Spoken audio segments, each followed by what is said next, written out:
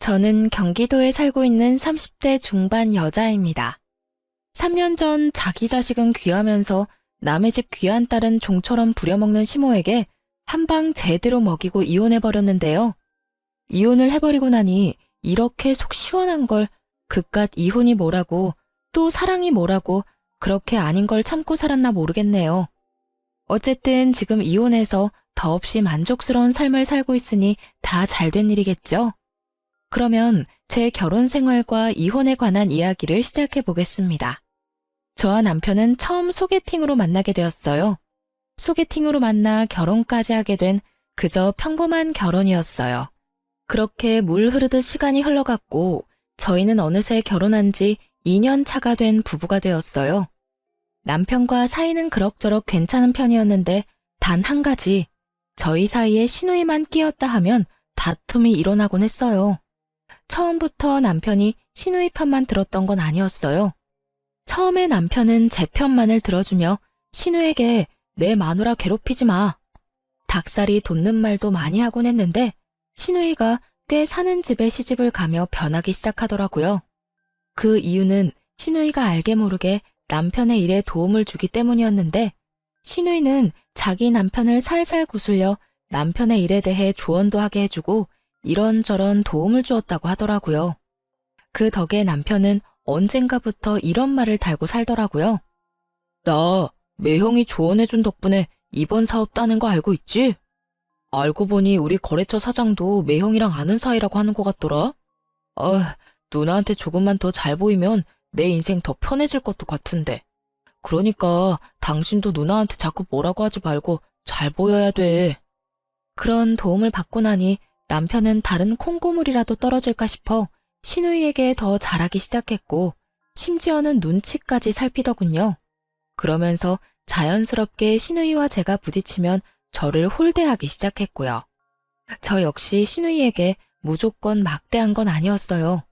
저 역시도 남편에게 도움을 주니 어떻게 해서든 잘 지내보려고 애썼지만 시누이가 저에게 하는 짓거리는 정말이지 참을 수 없을 만큼 치졸하고 사람 약을 올리는 행동이었어요.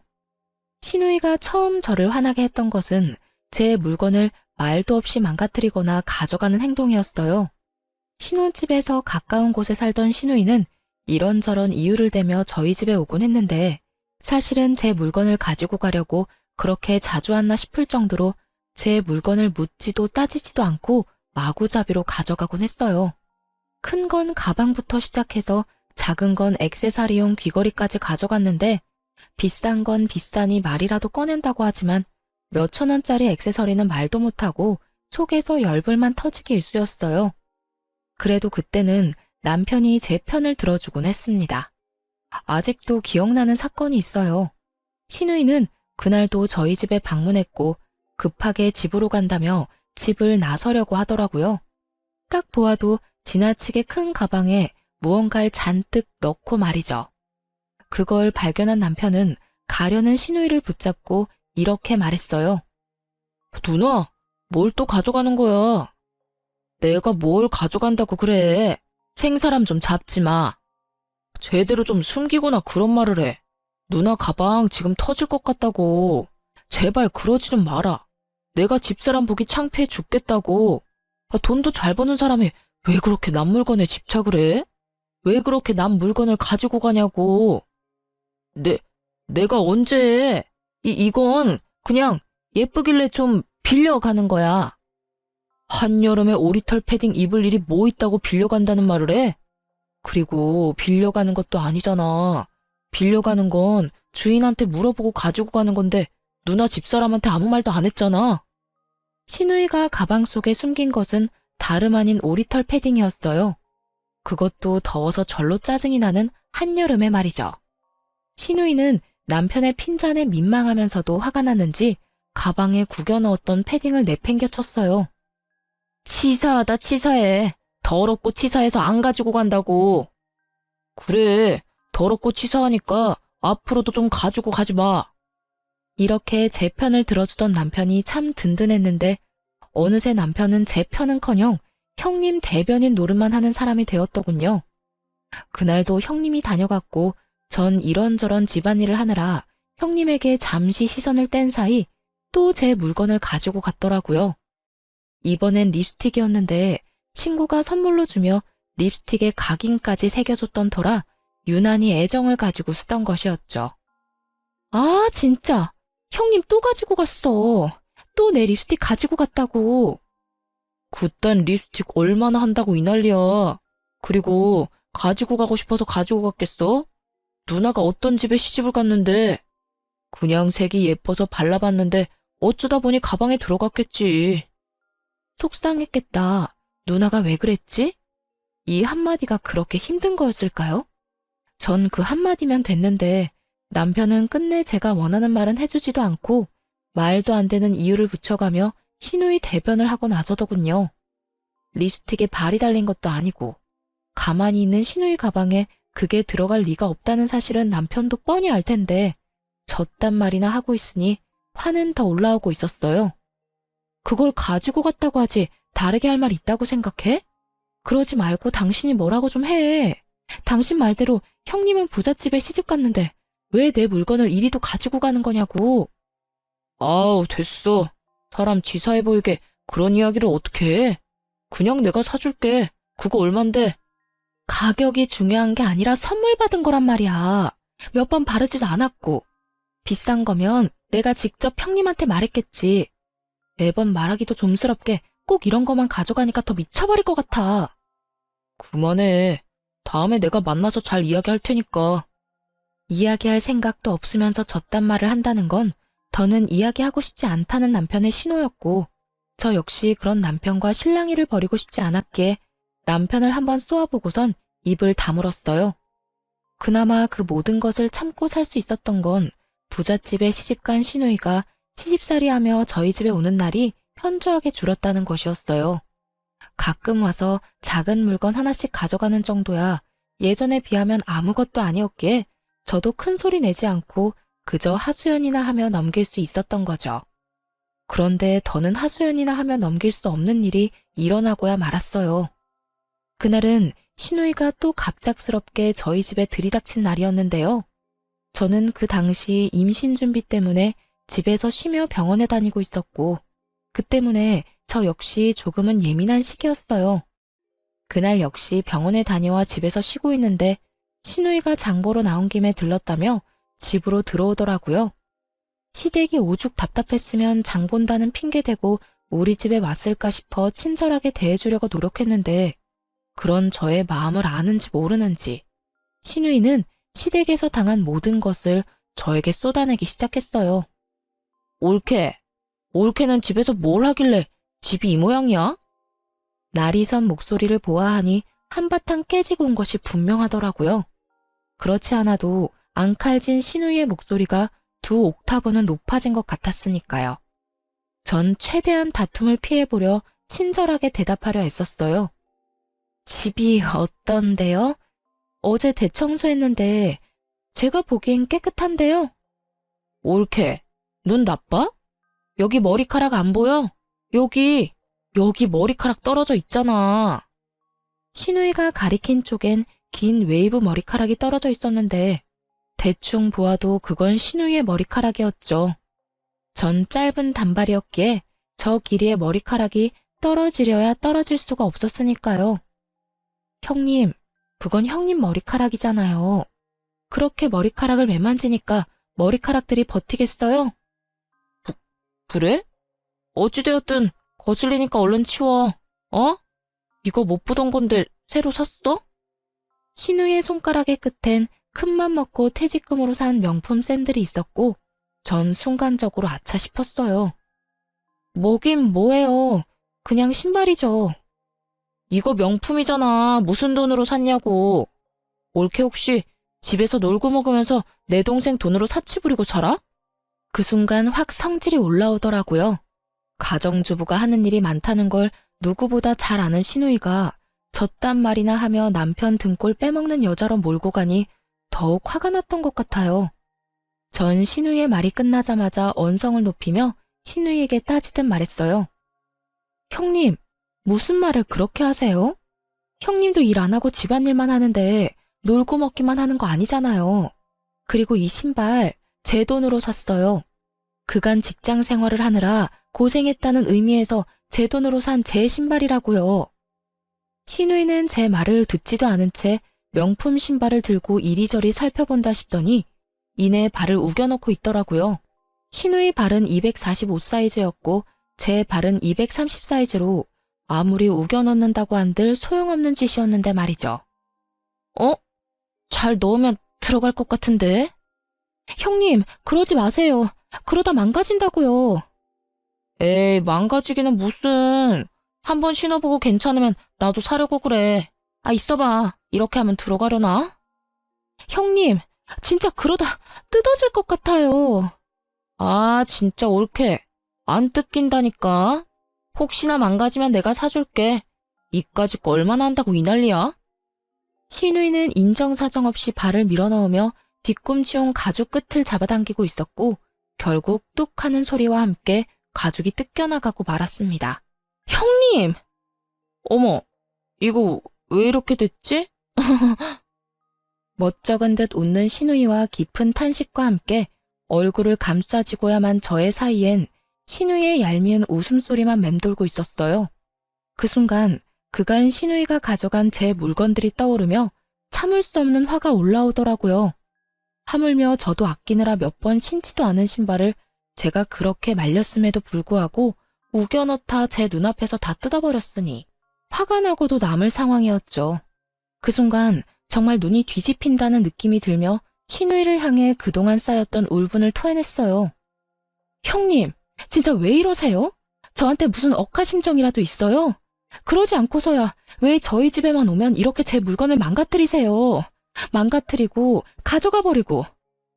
형님, 저번에 제 명품 가방 말도 없이 가져가서 저하고 싸웠던 건 기억하죠? 그땐 뭐라고 했어요? 이제 제 물건은 더럽고 치사해서 쳐다도 안 본다고 하지 않았어요? 그 뒤로 어떻게 하셨어요? 그 뒤로 내가 뭘 어쨌는데. 난 그 뒤로 아무것도 안 가져갔어. 이거 왜 이래? 동서 그 정도 피해의식이면 병적인 거야. 병원에 가봐. 생사람 잡지 말고. 신우이는 제가 아무것도 몰라 아무 말도 안 했다고 생각하는지 딱 잡아떼며 저를 무슨 정신병이라도 걸린 사람 취급을 해대더라고요.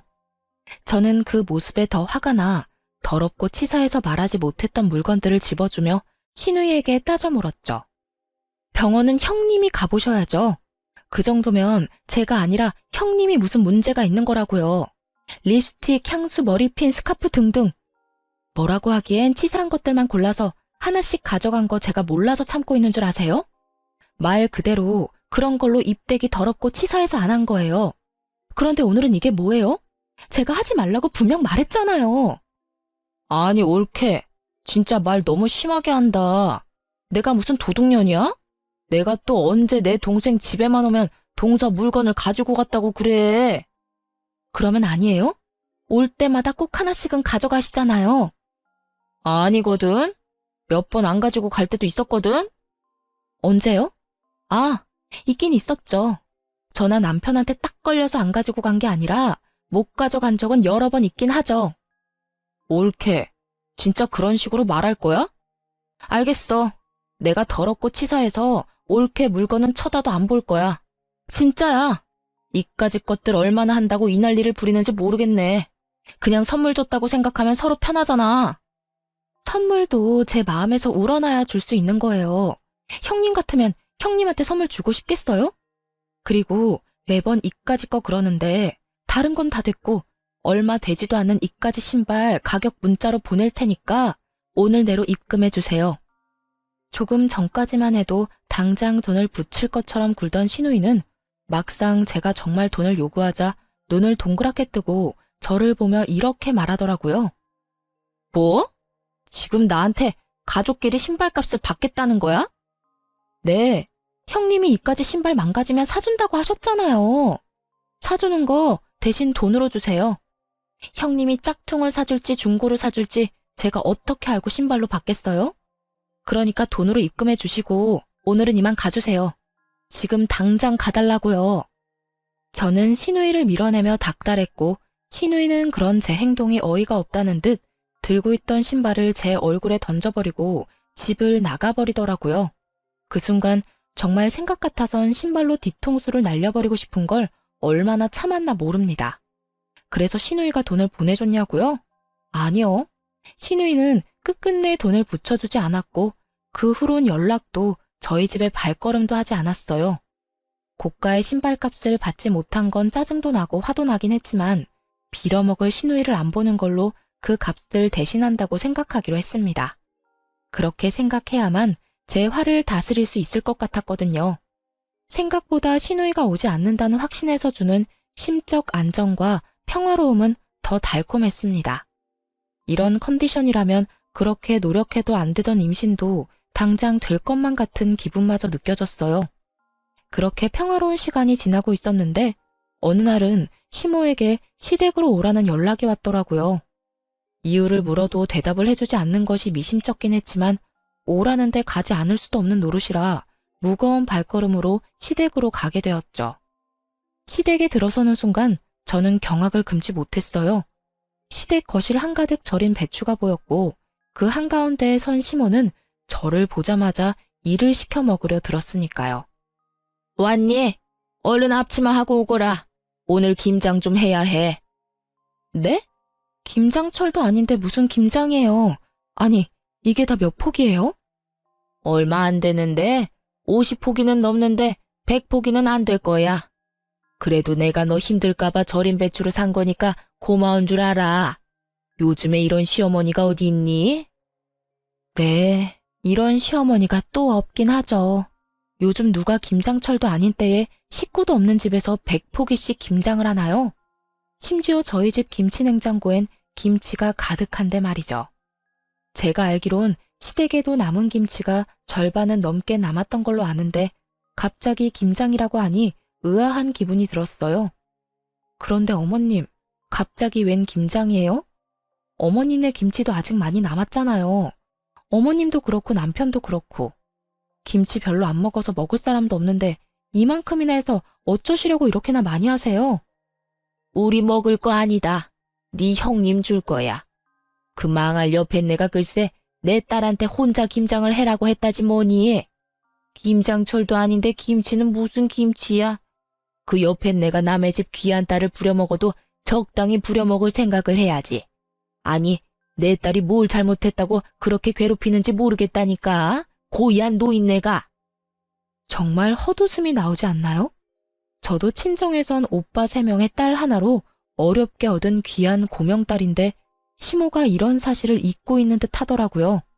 그러니 남의 집 귀한 딸인 저한테 심지어는 저희가 먹지도 않을 김장을 시키며 사돈을 저리 욕하는 걸 보아하니까요. 그래서 저 역시 귀한 고명딸임을 알려주기로 했어요. 그러게요. 사돈 어르신 너무했네요. 김장철도 아닌데. 남의 집 귀한 딸한테 김장 100포기가 무슨 짓이래요? 그렇죠, 어머님? 내 말이 그 말이야. 오랜만에 네가 대화가 통하는구나. 이게 말이 되는 일이야? 하여튼 그 옆에 내 상식도 없고 아주 심보가 고약하다니까. 아유, 일단 얼른 서두르자. 좀 있으면 네 형님 올 거야. 그 전에 우리가 대충 마무리해야 걔는 편히 쉬다가 가지. 그런데 어머님, 저도 저희 집 귀한 딸이에요. 남자만 득실한 집에서 빌고 또 빌어 낳은 귀한 고명딸이라고요. 그런데 그 귀한 고명딸을 어머님께서 김장을 시키시네요? 그것도 형님네 김장을요. 어머님 생각엔 제가 이걸 해야 한다고 생각하세요? 제 말을 들은 시모는 당황하기는커녕 누구보다 태연한 목소리로 이렇게 말하더군요. 넌 내 며느리지 않니? 당연히 해야지. 네 시누이랑 너랑 같니? 그 순간 아 하고 깨달음을 얻었어요. 더는 이렇게 살면 안 되겠다는 깨달음이었죠. 시모도 처음부턴 이러지 않았습니다. 물론 조금은 시집살이는 있었지만 남들 다 겪고 사는 선을 지키는 적당한 시집살이었어요. 그런데 형님이 시집을 가며 시모도 점점 변하기 시작하더니 잘못한 것도 없는 저를 못 잡아먹어 안달인 사람이 되더라고요. 시집살이를 당하는 시누이를 보며 자신이 너무 착하게 저를 대했다고 생각했는지 시누이가 당하고 오는 날엔 시누이가 당한 그대로 저에게 해버리는 경우가 종종 있었어요. 그간에는 어떻게 해서든 참아보려고 했는데 더는 참을 수가 없는 지경이었죠. 어머님, 똥 묻은 개가 겨 묻은 개 나무란다는 말 아시죠? 그래, 알지. 그런데 그 말은 갑자기 왜? 지금 어머님한테 제가 하고 싶은 말이에요. 형님이 그리 아깝고 귀하다는 분이 왜 저는 그렇게 식모 부리듯이 부리세요? 사돈어른이 고약하다고요? 어머님도 지금 만만치 않아요. 뭐? 너 지금 뭐라고 했니? 나보고 고약하다고 했니? 어디 그딴 옆에 내하고 같은 취급을 해? 아, 제가 실수했네요. 어머님은 사돈어른보다 더 심해요. 진짜 기가 막혀서. 제가요, 내리사랑은 들어봤어도 내리김장은 듣도 보도 못했네요. 어떻게 형님 김장을 저한테 다 하라고 할 수가 있어요? 제가 무슨 혹은 줄 아세요? 제가 이 집 식모라도 되는 줄 아냐고요. 차라리 식모가 저보다는 낫겠네요. 식모는 월급이라도 받고 그동안 수고했다는 말이라도 듣는데 저는 오로지 욕만 먹으니까요. 어찌되었든 전 이 김장 절대로 못하니까 이 김치들 삶아 먹든 구워 먹든 형님이랑 둘이 함께 잘 해결해 보세요. 이년이 진짜 네가 시어미한테 못하는 말이 없어. 어디 시댁 무서운 줄 모르고 입에서 나오는 대로 뱉어내고 있는 게야. 그리고 네가 한다 만다 결정할 수 있는 문제라고 생각하는 거니? 너는 그냥 내가 시키면 그 입 뻥끗도 하지 말고 시키는 대로 다 하면 돼. 알겠어? 제가 어머님이 기르는 똥개라도 되는 줄 아시나 본데 동물도 어머님처럼 괴롭히면 확 물어버려요. 그건 아시죠? 그러니까 제가 마지막 예의 챙겨드릴 때 그만하세요. 더는 이런 취급 받고 살지 않을 거니까요. 뭐야? 너 지금 날 상대로 겁주고 있는 거냐? 감히 네가 시어머니인 나를? 아주 네 버르장머리가 하늘을 찌르는구나. 어디서 보고 배운 거 없이 이따위로 구는 거야? 시모는 그야말로 노발대발 화를 내고 있었고 저는 그러거나 말거나 집에 갈 채비를 하고 있었어요. 그 순간 시댁으로 시누이가 들어왔고 화를 내는 시모를 본다 싶더니 저에게 상황을 물어오더군요. 옳게, 이게 무슨 상황이야? 우리 엄마 왜 저렇게 화가 난 거야? 절인 김치를 보고도 몰라서 묻는 거예요? 형님네 김장은 제발 형님 혼자 알아서 좀 하세요. 나이가 몇 살인데 무슨 일만 있으면 쪼르르 친정에 와서 징징거리는 거예요. 아니, 징징거리고 끝나는 문제면 몰라. 왜 애먼 사람까지 스트레스 받게 만드냐고요. 어쨌든 나는 이 김장 절대 못하니까 형님 혼자 알아서 잘하세요. 저는 바닥에 떨어져 있던 앞치마와 장갑을 시누이 손에 줘버렸고 시누이는 제가 준 장갑과 앞치마를 내려다보더니 이렇게 소리치더라고요. 아니, 내가 이걸 왜 해? 우리 엄마가 올케한테 하라고 시켰다며. 그러면 올케가 해야지. 애초에 이건 형님 시어머님이 형님한테 시킨 거라고요. 이 말이 무슨 말인지 모르겠어요? 이 일은 애초에 내 일이 아니라 형님 일이란 뜻이라고요. 자기의 일은 스스로 하자. 몰라요? 몰랐으면 이참에 좀 아세요. 요즘 5살짜리도 자기 일은 자기가 알아서 한다고요. 너 지금 말 다 했어? 내가 5살짜리 애보다 못하단 이 뜻이니? 아, 다 됐고 내가 다 못 들은 말로 해줄 테니 얼른 일이나 해. 지금 이러고 있을 시간 없단 말이야. 얼른 하라고. 이럴 시간이 없으면 혼자 다 하시면 되겠네요. 전 그냥 집에 갈 테니까. 제가 무슨 호구인 줄 아나 본데 저 호구 아니거든요. 그러니까 이 김장 혼자 알아서 하라고요. 난 못한다고 몇 번 말해? 네가 하라고. 네가 다 하고 가라고. 제 말에 약이 오를 대로 오른 시누이는 제 얼굴에 쥐고 있던 고무장갑과 앞치마를 던지며 끝까지 저에게 생떼를 부리더군요. 처음도 아니고 2번이나 시누이가 던진 물건에 얼굴을 맞아버리니 화가 치솟아 오르며 이대로 가만히 있으면 안 되겠다는 생각을 했어요. 도저히 말로 해선 들어먹을 것 같지 않다고나 할까요? 그래서 전 잘 절인 배추 한 포기를 시누이의 얼굴에 던져버렸습니다. 네, 그 막장 드라마의 한 장면처럼 말이죠. 야, 미친 게 지금 나한테 뭘 던지는 거야? 직접 맞아보고도 모르겠어? 왜, 한 포기 더 맞아볼래? 그러면 알겠어? 너 나한테 그따위 거 또 던지기만 해봐. 내가 가만히 안 있을 거야? 가만히 안 있으면 어쩔 건데. 그리고 너는 매번 나한테 이것저것 던져댔으면서 나는 왜 안 돼? 너 지금 나한테 너라고 했어? 감히 하늘 같은 형님한테 반말을 해? 하늘 같은 소리 한다. 정신 좀 차려라. 하는 짓거리는 땅보다도 못한 짓을 하면서 하늘 대접은 받고 싶어 하는 게 말이 된다고 생각해? 야, 너 하고 싶은 말도 없고 네 얼굴 보고 싶지도 않으니까 다신 나 부르지도 말고 연락도 하지 마. 그리고 이 김장도 네가 알아서 해. 알겠어? 야, 너 진짜 내가 가만 있을 줄 알아? 내가 너 내 동생이랑 이혼시킬 거야. 어떻게 해서든 내 동생이랑 이혼시키고 말 거라고. 그때 가서 후회하지 마. 그때 가서 울고불고 매달려도 소용없다 이거야. 저는 끝까지 정신을 못 차리는 신우이에게 한마디 해주고 시댁을 나와버렸습니다. 나라고 가만히 있을 줄 알아? 너 한 번만 더 이딴 짓 시키면 내가 네 시댁에 찾아가서 그 잘난 사돈어른한테 네가 어떤 인간인지 다 말해줄 거야. 알겠어? 그때 가서 너나 후회하지 마.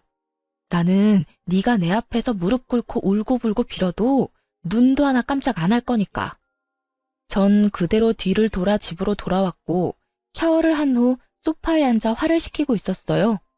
찬물로 샤워를 했는데도 얼마나 화가 났는지 열기가 식지 않더라고요. 가만히 앉아 아무리 생각해도 남편 놈은 시댁 편이나 들 것이 뻔했고 이제는 결정을 내려야 한다는 생각이 들었죠. 시댁 문제만 아니면 남편과 싸울 일도 없을 뿐더러 오히려 사이가 좋았던 편이라 이혼을 생각한 적은 있었지만 그건 다들 한 번씩은 하는 홧김에 잠시 해보는 생각일 뿐이었어요. 하지만 그런 일까지 겪고 나니 더는 이렇게 살고 싶지도 않았고 이 괴롭힘이 줄어들기는커녕 점점 심해질 것이 분명하니 이혼을 처음으로 진지하게 고민하고 또 생각하게 되었죠. 만약 남편이 이 순간의 행동을 똑바로 해준다면 시댁의 발길을 끊고 신우이와 연을 끊는 것으로 마무리하겠지만 그렇지 않다면 이혼해야 한다는 쪽으로 마음이 기울고 있었어요.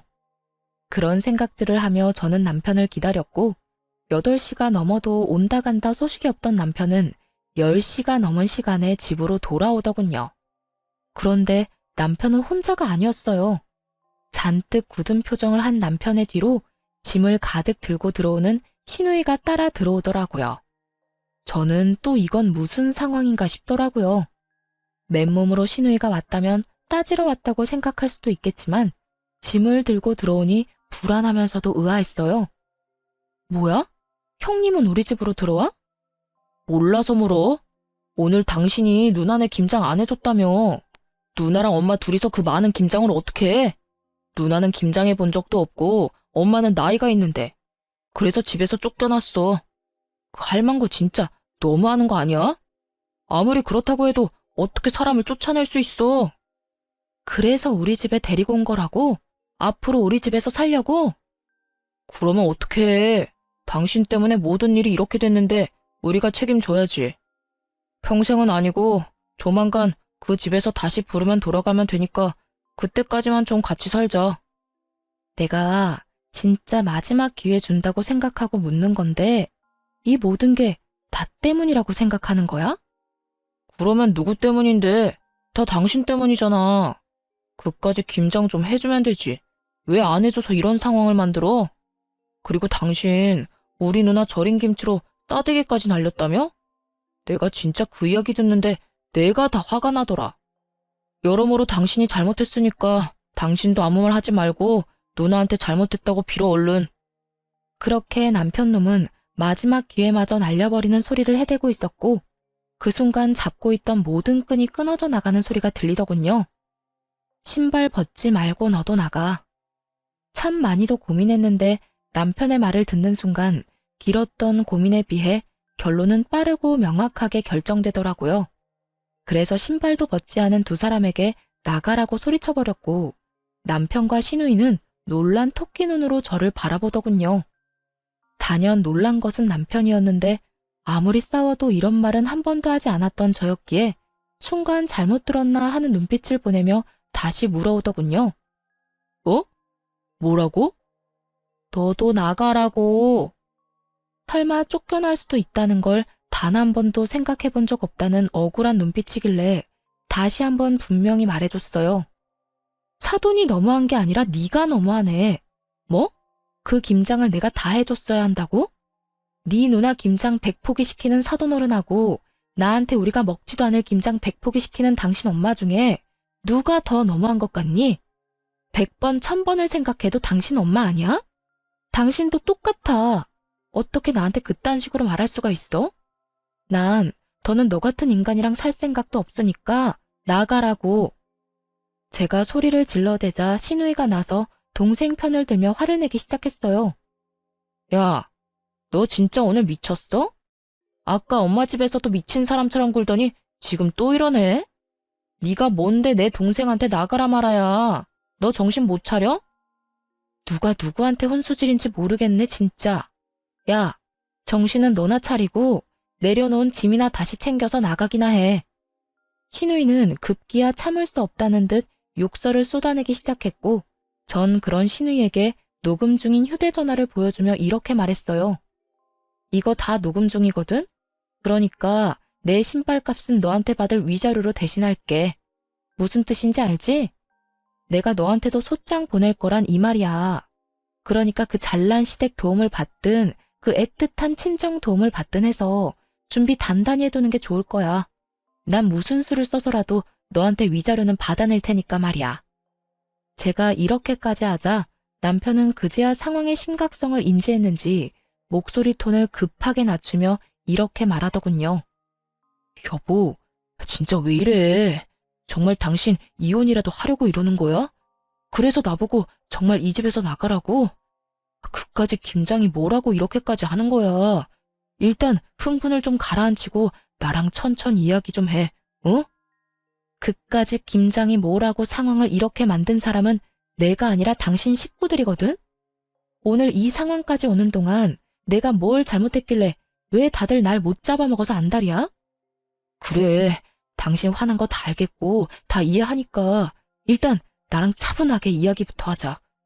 이혼은 아니지. 이런 걸로 무슨 이혼을 해. 이제서야 이해를 한다고? 그 이해 참 빠르기도 하네. 그런데 어쩌냐? 난 참을 만큼 참았고 더는 참을 노력도 인내도 남아있지 않으니까 그냥 이혼해. 이런 일로 이혼이 될지 안 될지는 법원에서 가려줄 테니까 그냥 이혼하자고. 그리고 이 집에서 당장 나가. 저는 남편과 신우이를 밀어냈고 신우이는 끝까지 못 나간다며 되려 저에게 나가라며 고함을 고래고래 질러대더군요. 야, 밀지 마. 밀지 말라고. 그리고 나가려면 네가 나가야지 왜 우리가 나가? 여기 내 동생 집이거든? 난 절대 못 나가니까 네가 나가. 야, 땡전 한 푼 없는 네가 시집은 어떻게 갔을 것 같은데? 아, 우리 시댁에 돈 없는 거 너도 뻔히 알지 않아? 네 시집 자금 우리 집에서 나온 거야. 아니, 정확히는 네 동생 돈이겠네. 네 동생이 네 시집 자금 대준 대신 이 집 명의 내 명의로 해줬다 이거야. 어차피 이 집 마련할 때 내 돈이 더 많이 들어가서 나한테 지분이 더 많긴 했지만 이젠 온전히 내 집이란 이 말이지. 그러니까 당장 꺼져. 네, 그래요. 신우이는 시집 갈 때 모은 돈이 별로 없었고 시댁에서도 도와줄 형편이 되지 않았어요. 어떻게 해야 할지 고민이 많던 시기에 남편이 신우이의 시집 자금을 주게 된 것이었죠. 거기엔 제 돈도 적잖게 들어가 있던 터라 신우이에게 자금을 주는 대신 집 명의를 제 앞으로 돌려주었던 것이었어요. 이게 정말 사실이야? 너 집 명의 쟤한테 넘겨줬어? 너 미쳤어? 집을 넘겨주면 어떻게 해? 이제 우리 어디 가서 살려고? 그러면 어떻게 하냐? 누나가 그때 돈 내놓으라고 난리 부렸잖아. 나한테 그런 큰 돈이 있을 리도 없고 있다고 한들 집사람이랑 같이 모은 돈뿐인데 누나 시집은 보내야 하니까 그랬지. 나라고 뭐 집까지 넘기고 싶어서 넘긴 줄 알아? 야, 그러게 내가 집사람 좀 적당히 괴롭히라고 했잖아. 그러다 나 이혼당하면 큰일 난다고. 집까지 넘긴 줄은 몰랐지. 그런 사실은 빨리 말했어야지. 나는 누나 속상할까봐 그랬지. 그리고 누나가 부잣집 시집 갔으니까 언젠가는 다 돌려줄 거라고 생각하기도 했고. 누가 이렇게 될 줄 알았나? 이제 어떻게 해? 우리 진짜 어떻게 하냐고. 그제야 모든 사실을 알게 된 신우이는 망연자실한 얼굴로 중얼거리고 있었고 전 그런 두 사람을 있는 힘껏 밀어 집에서 내쫓아버렸어요. 쫓기는 그 순간에 신우이는 이대로 쫓겨났다간 정말 큰일이다 싶었는지 제 다리를 붙들고 울고불고 하며 매달리더라고요. 옳게, 이대로 사람을 내쫓으면 어떡해. 이 야밤에 어딜 가라고. 우리 정말 갈 데가 없어. 이런 꼴로 친정에 갈 수도 없는 노릇이고 정말 갈 데가 없다고. 그러니까 일단 들여보내줘. 들어가서 내가 잘못을 빌든 다신 옳게 괴롭히지 않겠다는 각서를 쓰든 뭐든 할 테니까 일단 집에만 들어가게 해줘. 이제 와서 이래도 아무 소용 없거든? 난 무조건 이혼할 거고 이혼할 마당에 너희 오갈 데 없는 것까지 걱정해주게 생겼어? 넌 아직도 내가 호구로 보이니? 내가 언제 옳게를 호구로 봤다고 그래. 내가 정말로 옳게한테 했던 모든 행동이 미안해서 그래. 너무 미안해서 정식으로 사과라도 하고 싶어서. 그러니까 일단 들어가서 이야기하자. 그래? 그러면 그 진심은 눈꼽만큼도 없는 사과 받은 걸로 칠 테니까 이만하시고 좀 꺼져주세요, 형님. 전 신우이를 뿌리치고 문을 닫아버리곤 도어락 건전지를 빼버렸죠. 밖에선 문을 두드리며 이야기 좀 하자고 난리가 났지만 전 그런 두 사람에게 조용하지 않으면 경찰에 신고해버리겠다고 엄포를 놔버렸어요.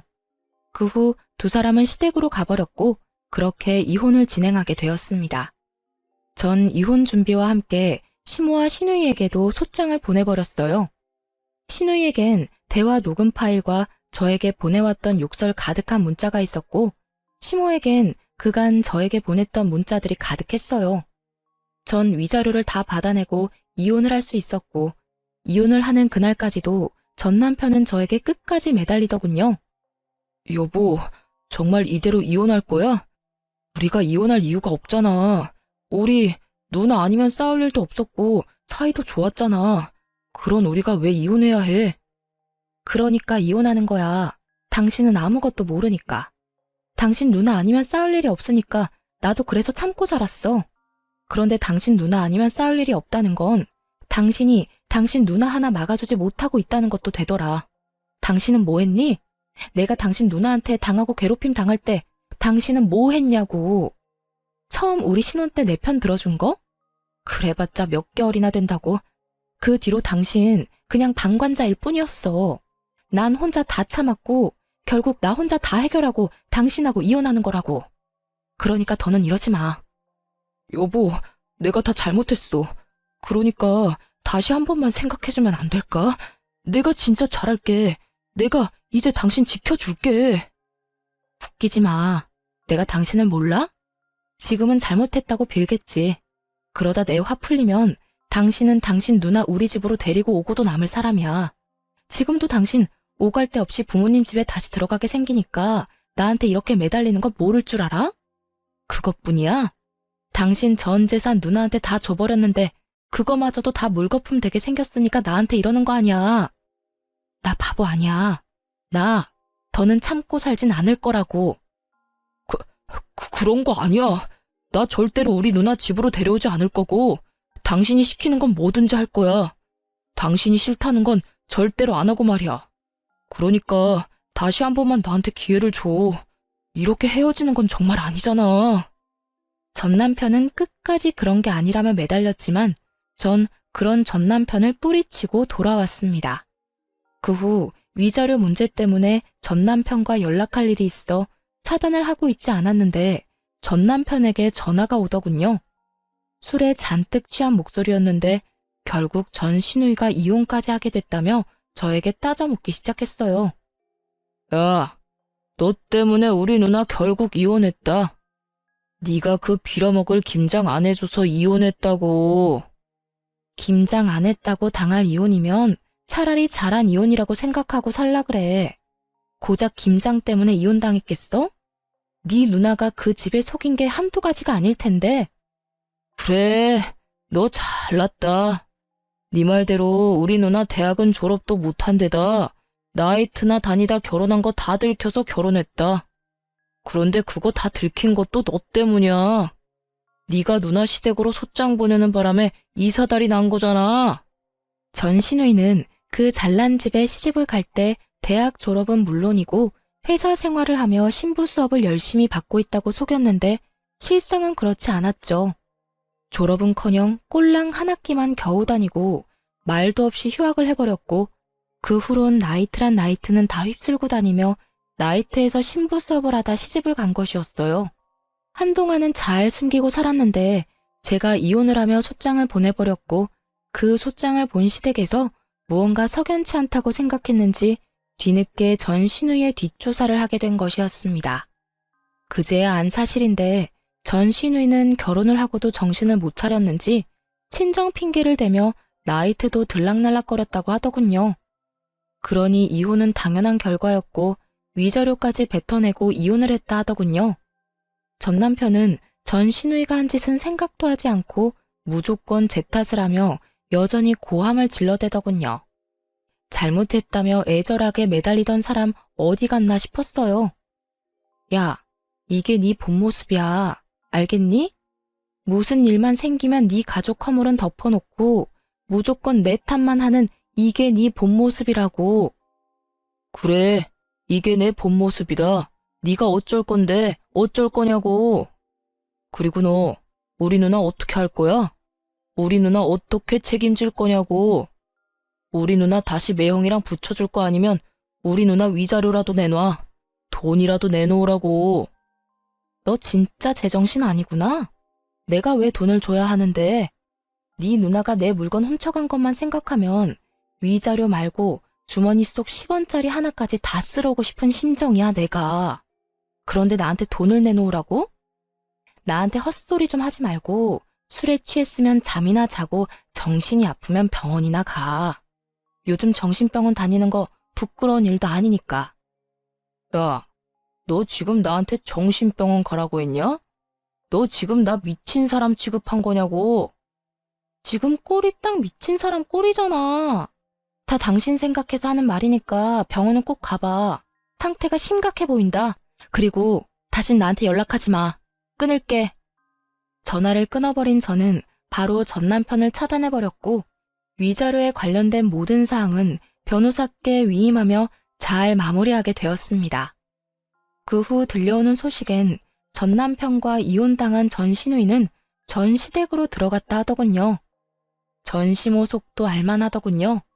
시집 장가 다 보내놨더니 위자료를 주느라 빚쟁이가 되어 다시 집으로 돌아왔으니까요.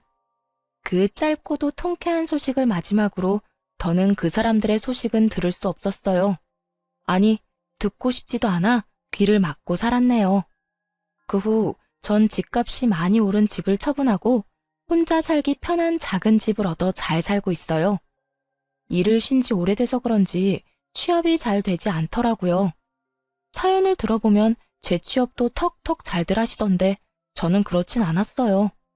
그래서 엎어진 김에 쉬어간다고 생각하며 휴식기를 보내며 미래를 고민하게 되었고 고민한 결과 작은 가게를 차리게 되었어요. 요즘엔 어느 정도 자리를 잡아 떵떵거릴 만큼 돈을 많이 버는 건 아니지만 생활에 무리 없을 만큼은 벌며 잘 지내고 있습니다. 전 앞으로도 이렇게 소소하게 지내며 큰 욕심 부리지 않고 그저 평범하게 살아보려고 해요. 이렇게 살아가다 좋은 사람이 생기면 연애도 다시 하고 꿈이 생기면 그 꿈을 위해 또 노력하며 살아가려고요.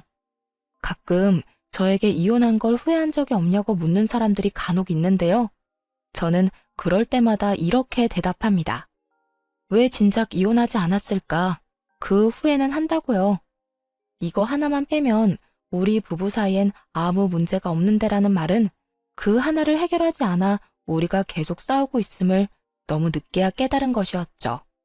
어쨌든 전 이혼을 하고 난 후 후회는 해본 적도 없고 지금 살아가는 이 삶에 만족하고 행복하답니다. 이로써 저의 사연도 끝이 났습니다. 지금까지 긴 사연 함께 해주셔서 감사합니다.